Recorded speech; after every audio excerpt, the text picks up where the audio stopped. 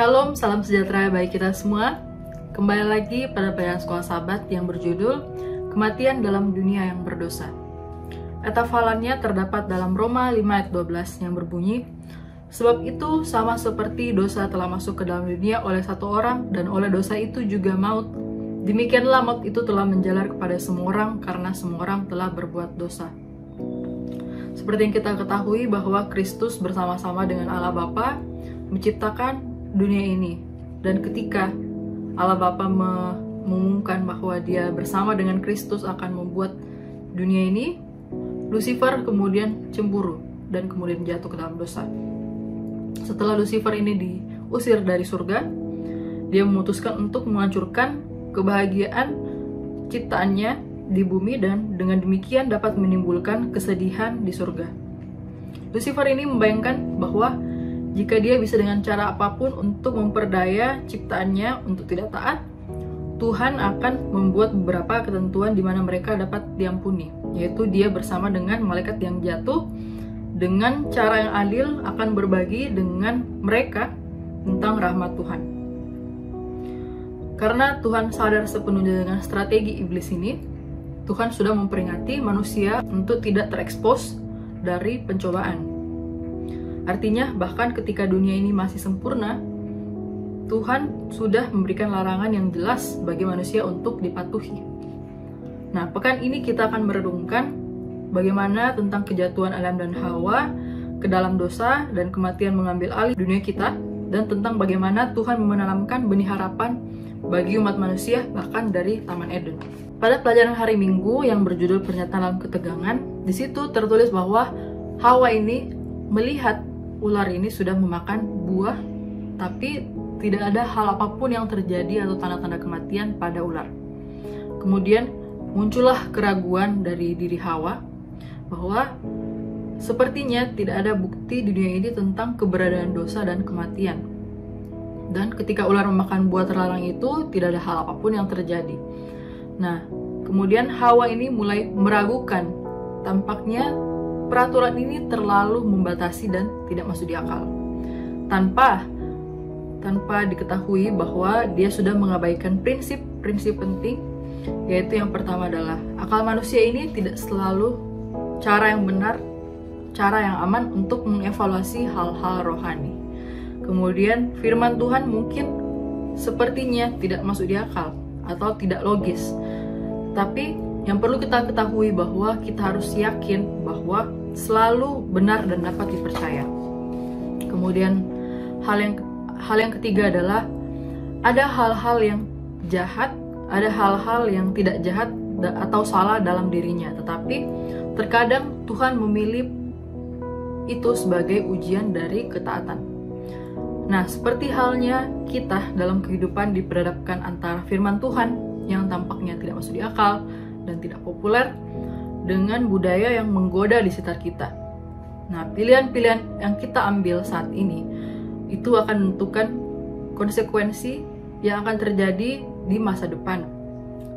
Kemudian di pelajaran hari Senin yang berjudul Ditipu oleh Ular, iblis ini menggunakan strategi kepandaian berbicara untuk menyesatkan Hawa. Strategi yang selalu dibuat untuk menggoda manusia, yaitu adalah memutarbalikkan kata-kata seolah-olah sama dengan pernyataan Tuhan. Kemudian dia menentang bahwa sekali-kali tidak akan mati ketika memakan buah itu. Kemudian iblis ini menuduh Tuhan sengaja menekan pengetahuan penting dari dia dan Adam. Kemudian Hawa ini terekspos dengan hasutan setan karena keingintahuannya. Dipaksa untuk memutuskan tetap setia pada perintah Tuhan atau menerima bujukan iblis. Kemudian Hawa ini karena sudah mendengar terlalu banyak perkataan dari iblis yang menggoda, dia mulai meragukan firman Tuhan dan menggunakan pengertiannya sendiri. Dari sudut pandang makanan, tampaknya buah ini baik, menarik. Dan dari sudut pandang estetika, sepertinya buah ini bagus dan indah. Dan dari analisis logis, pohon yang diinginkan untuk membuat seorang menjadi bijaksana. Menurut akalnya, alasan tersebut baik. Di pelajaran hari Selasa yang berjudul "Kamu Tidak Akan Mati", di situ didapatkan pelajaran yang penting bahwa inti dari pencobaan dari Eden itu adalah bagaimana iblis ini meyakinkan bahwa sekali-kali Hawa ini tidak akan mati. Dengan pernyataan ini, iblis itu menempatkan firman-Nya di atas firman Tuhan. Aplikasinya, terkadang kita secara manusiawi ditempatkan beberapa pilihan yang sulit, dan iming-iming yang setan tawarkan itu sepertinya menguntungkan dan menyenangkan.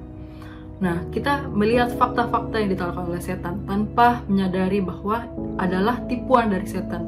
Penipuan-penipuan ini sering terjadi dalam kehidupan sehari-hari. Kita melihat dalam berita, TV, maupun ilmu pengetahuan sains memberikan kebohongan kepada manusia tanpa disadari, dan sepertinya ini meyakinkan karena diberikan fakta-fakta yang sudah dibuktikan oleh teori-teori manusia. Nah, betapa pentingnya kita untuk selalu bergantung pada firman Tuhan atas teori-teori yang ditawarkan manusia ketimbang dengan perasaan kita. Dan kita sebagai manusia-manusia sorgawi harus lebih mempercayai firman Tuhan daripada kita melihat fakta-fakta apapun yang setan tawarkan. Jadi kita di bagian yang pertama telah mempelajari bagaimana umat manusia jatuh ke dalam dosa dan bagaimana setan bekerja keras untuk selalu menipu manusia akan hal kematian dan kehidupan. Dan saat ini kita akan belajar lebih fokus lagi asal mula dari hukuman kematian itu, yaitu adalah dosa. Jadi apa sebetulnya konsekuensi-konsekuensi dosa? Kita akan pelajari mulai dari hari Rabu sampai dengan hari Jumat. Kita pelajari mulai dari hari Rabu, yaitu konsekuensi-konsekuensi dosa. Kita buka Alkitab kita dalam Kejadian 3 ayat 7-19 dan Roma 5 ayat yang ke-12. Apa sebetulnya akibat utama dari dosa? Yang pertama, manusia pada akhirnya cenderung untuk takut untuk menemui Tuhan dan lari daripadanya. Bagaimana dengan kita? Saya sendiri sering merasa seperti itu. Yang kedua, manusia saling menyalahkan. Itu merupakan sifat alami manusia dan kita alami sampai dengan saat ini, sampai saat ini. Dan yang ketiga, pada akhirnya manusia terkutuk. Dalam arti kata, laki-laki harus banting tulang, harus berusaha untuk mendapatkan makanan, dan perempuan itu susah dan kesakitan dalam melahirkan. Dan yang terakhir adalah maut membayangi manusia dan semua makhluk hidup yang ada di bumi. Jadi akibat dari dosa tersebut bukan hanya saja manusia yang merasakan, tapi seluruh makhluk hidup, hewan, tumbuhan juga merasakannya. Luar biasa sekali akibat dari dosa. Tetapi kita harus bersyukur kepada Yesus yang telah menggantikan kita untuk mati di kayu salib, untuk menebus kita dari dosa-dosa kita. Dan pertanyaan bagi kita, apa yang dapat kita pelajari dari peristiwa tersebut tentang konsekuensi dari tindakan dosa kita sendiri? Begitu mengerikan, bukan kan? Sekarang kita berlanjut ke pelajaran hari yang Kamis.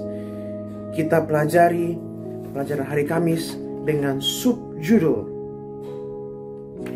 Janji Injil yang pertama. Kita akan pelajari apa sebetulnya janji Injil yang pertama. Karena kita ketahui bahwa Injil itu merupakan di perjanjian baru, bukan Matius, Markus, Lukas, dan Yohanes. Tapi apa sebetulnya janji Injil yang pertama? Nah, kita akan buka di dalam Kejadian 3 ayat 15 dan 21. Kita akan bedah satu-satu di ayat yang ke-15. Apa sebetulnya harapan untuk manusia? Yang pertama, Tuhan mengutuk ular dengan kata harapan mesianik. Ya. Apa maksudnya? Jadi kata permusuhan yang ada di ayat yang ke-15 itu berasal dari bahasa Ibrani, yaitu Eibah. Mohon maaf kalau misalnya pelafalan saya salah. Tetapi artinya bukan saja permusuhan baik melawan jahat saja, tetapi ada penolakan pribadi terhadap dosa yang telah ditanamkan oleh kasih karunia Allah dalam pikiran manusia.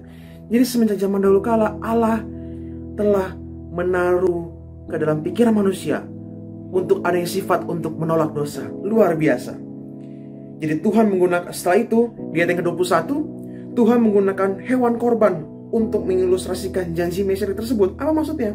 Jadi Tuhan mengajarkan Adam dan Hawa bagaimana mengerikannya dosa dengan mengorbankan hewan korban yang pertama, yang pada akhirnya itu kulitnya menjadi jubah mereka untuk menutupi ketelanjangan mereka, baik secara fisik maupun secara rohani.